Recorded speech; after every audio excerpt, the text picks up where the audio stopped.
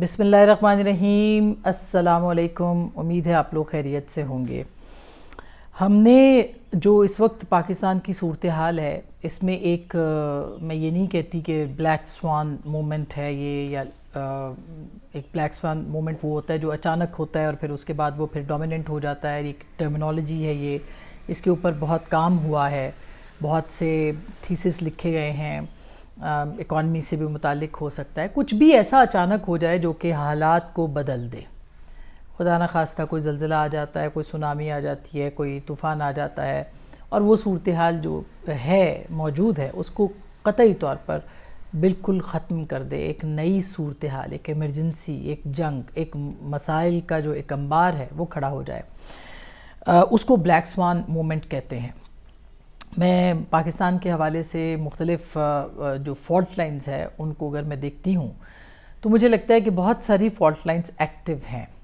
اور خدا نہ خواستہ وہ کوئی بلیک سوان نہ بن جائے، اور اس کے اوپر بہت زیادہ کام کرنے کی ضرورت ہے۔ یہ ایک لمحے کے اندر نہیں ہوتا، یہ ملبہ جمع ہوتا رہتا ہے اور پھر اچانک جو ہے یہ لاوا پھٹ جاتا ہے۔ یہ ایک ماحول ایسا بن جاتا ہے جو کہ پاکستان یا کسی بھی ملک میں، کسی بھی دنیا میں، وہ اس کے لیے جو ہے وہ اس کو سنبھالنا خطرناک ہو جاتا ہے۔ تو پاکستان میں یہ 75 برس کی فالٹ لائنز ہیں، یہ مختلف جگہوں پہ یہ ایکٹیویٹڈ ہیں، یہ متحرک ہیں، نیچے زیر زمین ہے، اور کوئی ایک ایسا لمحہ، کوئی ایک ایسی چیز ایسی ہو جاتی ہے، خدا نخواستہ ہو سکتی ہے، جو کہ اس فالٹ لائن کو متحرک کر کے وہ ایک زلزلے کی صورت جو ہے وہ بن سکتی ہے۔ میں یہ اس دعا کے ساتھ کہ کبھی پاکستان کے اندر جو ہے وہ کوئی مسائل نہ ہوں، صرف مجھے اس لیے یہ ساری بات یاد آ رہی ہے کہ آزاد جموں و کشمیر میں گزشتہ کچھ عرصے میں جو کچھ ہوا ہے، یا پچھلے کچھ دنوں کے اندر جو کچھ ہوا ہے، یہ ایک فالٹ لائن ہے، بالکل اسی طرح سے جس طرح کی ایک فالٹ لائن خیبر پختونخوا میں اس وقت ہے، اور وہاں پہ جو معاملات چل رہے ہیں جس طرح سے وہاں پہ تحریک طالبان ہیں یا دہشت گرد ہیں، جس بھی گروپ کے لوگ ہیں، وہ جس طرح سے وہاں پہ اس وقت آگے بڑھ کے آ رہے ہیں، یا پھر بلوچستان کے اندر جس طرح سے BLA ہے، پھر اسی طرح سے وہاں پہ اور بھی بہت سارے گروپس ہیں جو کہ کام کر رہے ہیں۔ پھر ایک سیکٹیرین آپ کی فالٹ لائن ہے، آپ کے اندر ایک نظریاتی فالٹ لائن ہے، ایک آپ کی فالٹ لائن جو ہے وہ فرقہ واریت کے ساتھ ساتھ وہ لسانی ہے،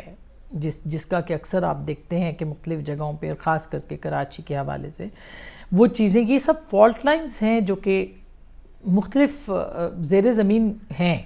اور ان کو متحرک رکھنے والے لوگ بھی موجود ہیں۔ ریاستوں کا کام یہ ہوتا ہے کہ وہ ان فالٹ لائنز کو بننے نہ دیں، اور اگر وہ بن جاتی ہیں تو ان کو ختم کرنے کی کوشش کریں، تاکہ کسی بڑے سہانے، کسی بڑے جو واقعے کی صورت جو ہے وہ سامنے نہ آئے۔ پاکستان کی جو اس وقت معاشی صورتحال ہے، پاکستان کی جو سیاسی صورتحال ہے، وہ متحمل نہیں ہے کہ وہ کوئی فالٹ لائن جو ہے وہ اچانک جو ہے وہ کسی زلزلے کی صورت آ جائے۔ تو اس پہ ہم نے آج کے اس پہ تھوڑی سی بات کریں گے۔ عمران خان صاحب نے بھی آج گفتگو کی ہے، اس کے اوپر بھی بات کریں گے، جو کہ کافی معنی خیز ہے، جو کافی دلچسپ ہے، اور اس کے اوپر ہم بات کریں گے کہ وہ فالٹ لائن ہے بھی کہ نہیں ہے۔ بہرحال جو کشمیر کے اندر اوور دا ویکینڈ، اس سے کچھ دن پہلے جو ہے وہ ایک طرح سے وہاں پہ ایک بحران کا شکار ہوئے۔ لوگوں کا مطالبہ تھا کہ آٹے کی سبسڈی دی جائے، لوگوں کا مطالبہ تھا کہ بجلی مہنگی ہے اس کو سستا کیا جائے۔ بہت سارے لوگوں نے اس بات پہ اعتراض کیا کہ پانی ہمارا ہے، بند آپ نے لگائے ہیں، اور جی اس کے اوپر آپ کو ہمیں ریلیف دینا چاہیے۔ دیکھیے جو بھی ہے، ایک تو ظاہر ہے کہ پاکستان کے اندر ایک یکجہتی کی بہت کمی ہے، مگر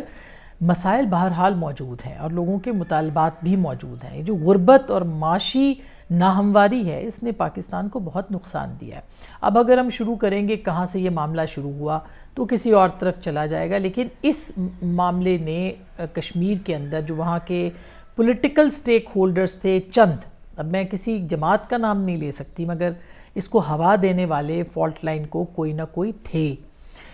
وہ جس طرح سے ان کو استعمال کیا گیا اس فالٹ لائن کو متحرک کرنے کے لیے، جس طرح سے اس کو پاکستان کے خلاف بھی، کشمیر کے حوالے سے بھی اس کو جس طرح سے کیا گیا، میرا خیال ہے کہ ایک بہت پرابلمٹک چیز ہے اور اس کو ضرور دیکھنا چاہیے۔ لیکن آج اس میں ایک اہم فیصلہ ہوا ہے، اور وہ یہ کہ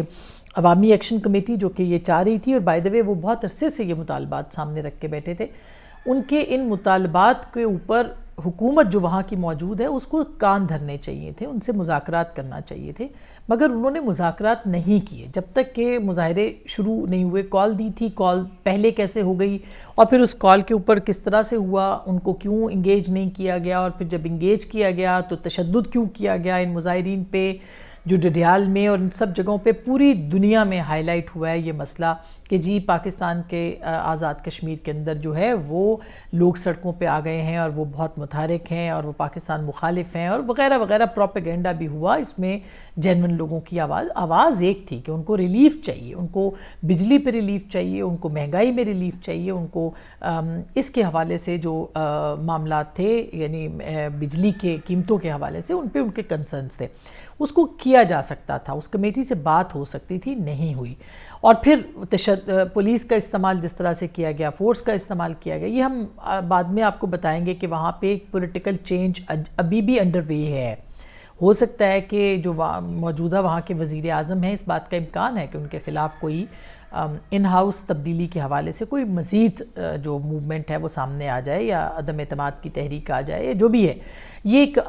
اس کا امکان بہرحال بہت سارے تبصرہ نگار اور جو خبر نگار ہیں وہاں پہ وہ اس بات کا امکان ظاہر کریں۔ بہرحال اب آج جو ہے اس کے اوپر ایک میٹنگ ہوئی اور اس میٹنگ کے اندر جو ہے وہ بجلی اور آٹے کی قیمتیں جو ہیں وہ کم کر دی گئیں، اور یہ کمی جو ہے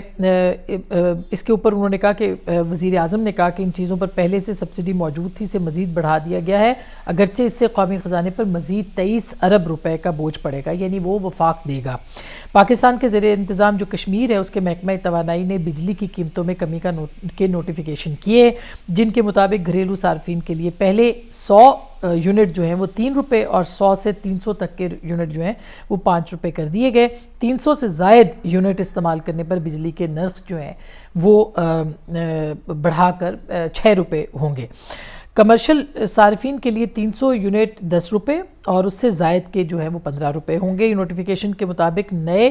جو آٹے ہے اس کی قیمت بھی، نئی قیمتیں جو ہے وہ 20 کلو گرام پر کہ فائن آٹے کی جو قیمت ہے وہ 1000 روپے، جبکہ 40 کلو فائن آٹے کی قیمت جو ہے وہ 2000 روپے ہوگی، جو کہ ایک بہت بڑا ریلیف ہے۔ اس میں کوئی دو رائے نہیں کہ یہ ریلیف دیا گیا، مگر یہ ریلیف حق بنتا ہے پاکستان کے عوام کا۔ ابھی ہم نے دیکھا ہے حالیہ دنوں میں آٹا کافی کم ہوا ہے اور کافی اس میں فرق پڑا ہے۔ کل میں خود بھی گروسری، چونکہ میں خود خریدتی ہوں تو میں مارکیٹ گئی ہوئی تھی، وہاں پہ بھی ٹماٹر کی قیمت میں اور پیاز بہت سستا ہوا ہے، جو پچھلے ہفتے 700 کا تھا وہ اس ہفتے اسلام آباد کی میں بات کر رہی ہوں 460 روپے کل ملا 5 کلو، اور اسی طرح سے سبزیاں بھی کم ہوئی ہیں۔ مزید کمی ہونی چاہیے، ہو سکتی ہے، اور یہ پاکستان کے عوام کا حق ہے۔ یہ ایک بڑی امپورٹنٹ ڈیولپمنٹ ہے، مگر اب اس کے بعد کیا ہوگا؟ کیا اس کے بعد لوگ جو ہیں وہ مطالبے ہی کرتے رہیں گے، اور مطالبے جب تشدد پر اتر آئیں گے تو ان کے اوپر جو ہے وہ حکومت ہاتھ ہولا کرے گی یا ان کے ساتھ بات چیت کرے گی؟ یہ ایک بہت اہم سوال ہے، اور اس سے پہلے کہ یہ سب کچھ ہو اور مختلف جگہوں پہ ہو، حکومت کو چاہیے کہ وہ جہاں جہاں لوگوں کو ریلیف مل سکتا ہے وہ ریلیف دے۔ حالات بالکل بہت خراب ہیں، معاشی حالات بہت خراب ہیں۔ اب تھوڑا سا سانس آیا ہے معیشت کو، لیکن ابھی بہت کچھ کرنا باقی ہے معیشت کے لیے اور پاکستان کے عوام کے لیے بھی۔ اچھا، اس کے ساتھ ساتھ آج عمران خان صاحب جو ہیں انہوں نے، میں ایک اور چھوٹی سی فالٹ لائن کی آپ کو بات آپ کے ساتھ کرنا چاہتی ہوں۔ ہمارے بہت ہی دوست ہیں، بہت سینئر صحافی ہیں خیبر پختونخوا سے، اور ان کا ایک بہت بڑا نام بھی ہے افغانستان کے معاملات کے اوپر بھی، اور اسی طرح سے جو مختلف خیبر پختونخوا کے معاملات، خاص کر کے ان کی گرفت ہے سیاست کے اوپر، وہاں کی سیاست پہ، وہ حسن خان ہمارے دوست ہیں اور خیبر ٹی وی کے ساتھ یہ کام کرتے ہیں۔ انہوں نے ایک ٹویٹ کیا کل، اور وہ بہت مجھے حیران کن بھی لگا، چونکہ میں جانتی ہوں حسن خان صاحب کو ایک بہت زبردست صحافی ہیں، تو ان کی انفارمیشن کو، یہ تبصرے کو ہم چیلنج نہیں کر سکتے۔ انہوں نے لکھا کہ لگ رہا ہے کہ خیبر پختونخوا میں جاری کھیل تماشا اسٹیبلشمنٹ کے لکھے گئے اسکرپٹ کے مطابق چل رہا ہے۔ آج پختونخوا کا کوئی ضلع تحصیل ایسا نہیں ہوگا جہاں تحریک طالبان مکمل طور پر متحرک نہ ہو۔ منصوبے کے تحت 5 سال بعد صوبہ باقاعدہ مذاکرات سے ٹی ٹی پی کے حوالے کیا جائے گا،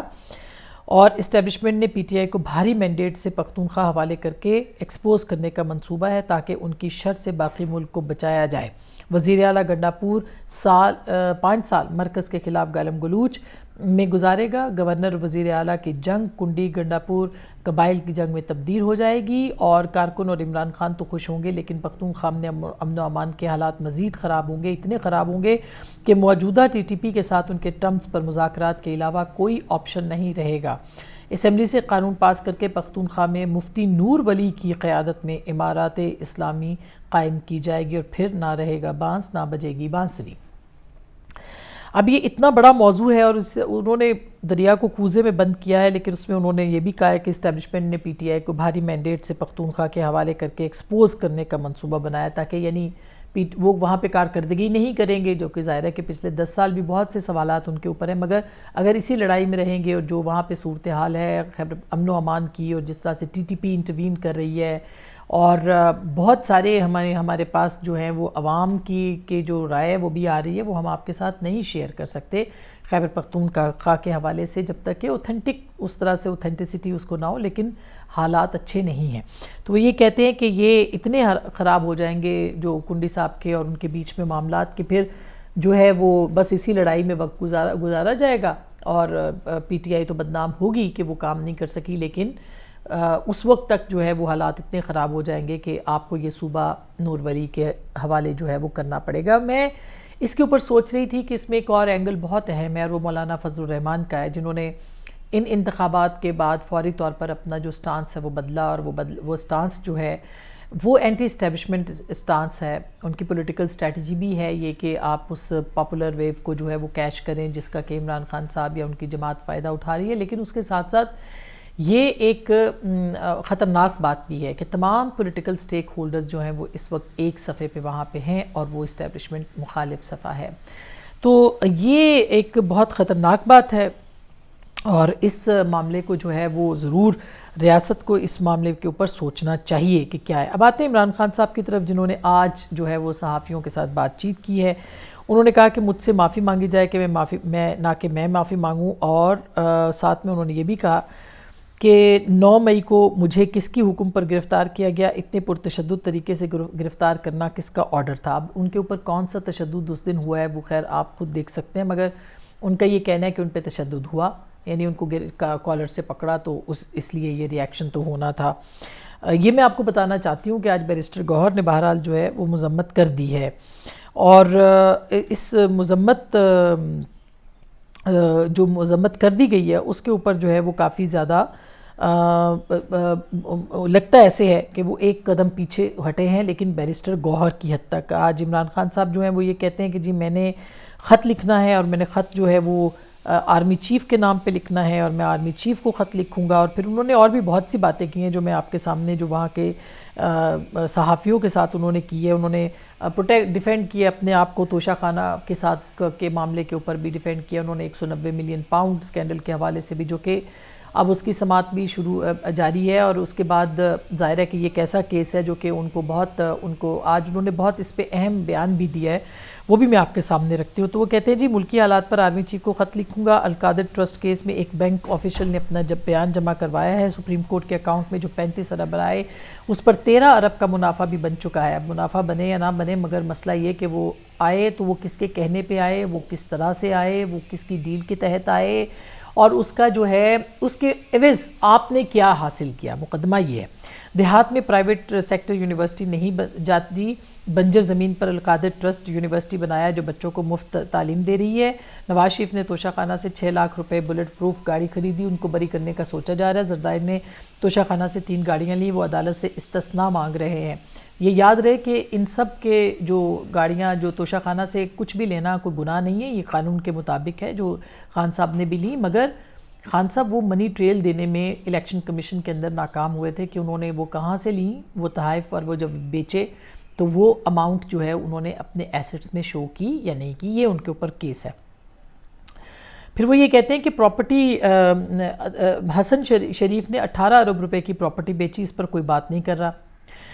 مجھ پر توشہ خانہ کا چوتھا کیس چلانے جا رہے ہیں. برطانیہ میں پیسے منی لانڈرنگ نہیں بلکہ مشکوک ٹرانزیکشن کے باعث پکڑے گئے تھے. سول عدالت میں کیس چلتا ہے تو مزید 5 سال تک پیسے نہ آ سکتے بیرون ملک. یعنی اگر سول عدالت میں وہ کیس چلاتے تو 5 سال وہ پیسے واپس نہیں آنے تھے جو NCA نے رکھے تھے ملک ریاض والے پیسے. یہ ان کی بات کر رہے ہیں. اور وہ پیسے جو تھے وہ پاکستان کے NCA نے یہ کہہ کے رکھے تھے کہ یہ پاکستان کی حکومت اور ریاست کی امانت ہے کیونکہ یہ منی لانڈرنگ والے پیسے ہیں جو یہاں پہ انہوں نے پکڑے ہیں. یہ وہاں کی NCA کا وہ تھا. آپ پر الزام ہے کہ آپ نے یہ سوال ہوتا ہے ان سے, آپ پر الزام ہے کہ آپ نے شہزاد اکبر کے ذریعے 190 ملین پاؤنڈ پر ایک پراپرٹی ٹائکون کو فائدہ پہنچانے کے لیے خفیہ معاہدہ کیا اور رقم سپریم کورٹ کے اکاؤنٹ میں آئی. اس پہ وہ جواب دیتے ہیں 190 ملین پاؤنڈ معاہدے کو خفیہ رکھنا پراپرٹی ٹائکون اور نیشنل کرائم ایجنسی کی ڈیمانڈ تھی. یعنی عمران خان جو وزیر اعظم پاکستان تھے وہ جو معاہدہ NCA کا اور پراپرٹی ٹائکون کا تھا وہ انہوں نے اس کو کہتے ہیں وہ خفیہ رکھنا جو تھا وہ پراپرٹی ٹائکون کی بھی ڈیمانڈ تھی اور وہ ڈیمانڈ جو تھی وہ NCA کی بھی ڈیمانڈ تھی.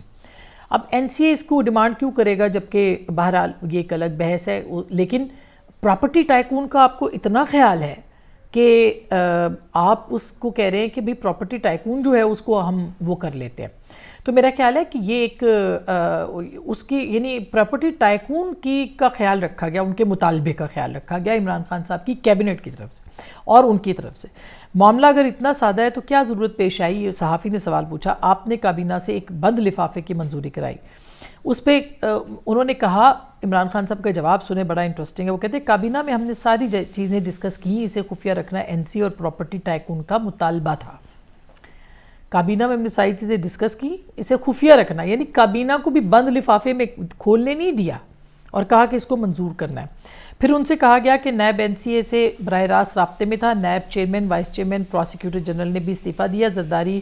کی اور نواز شریف کی طرح ملک سے باہر نہیں جاؤں گا. نواز شریف صاحب تو گئے تھے, زرداری صاحب تو ملک سے باہر نہیں گئے تھے. ان کے تو محلات بیرون ملک ہیں, وہاں شاپنگ بھی کرنی ہوتی ہے, پبلک مینڈیٹ کے مطابق حکومت بنانی پڑے گی, اس کے بغیر ملک نہیں چل سکتا. ملک کو ٹیکس کلیکشن 13.3 ٹریلین ہے. پھر انہوں نے کافی آگے ٹیکنیکل باتیں کی ہیں, لیکن پھر ان سے یہ سوال پوچھا گیا کہ شہزاد اکبر اور فرح گوگی کو بلائیں, آپ کی بے گناہی ثابت کرنے کے لیے عدالت میں بیان دے. اس پہ انہوں نے کہا عمران خان صاحب نے کہ فرح گوگی سے صرف 3 ملاقاتیں ہوئی ہیں, اس کا تعلق بشرا بی بی سے تھا. یعنی اپنے سے الگ کر دیا انہوں نے فرح گوگی کو, جس کو وہ کہتے تھے کہ وہ معصوم سی لڑکی ہے. آپ کو یاد ہوگا ان کا سٹیٹمنٹ تھا.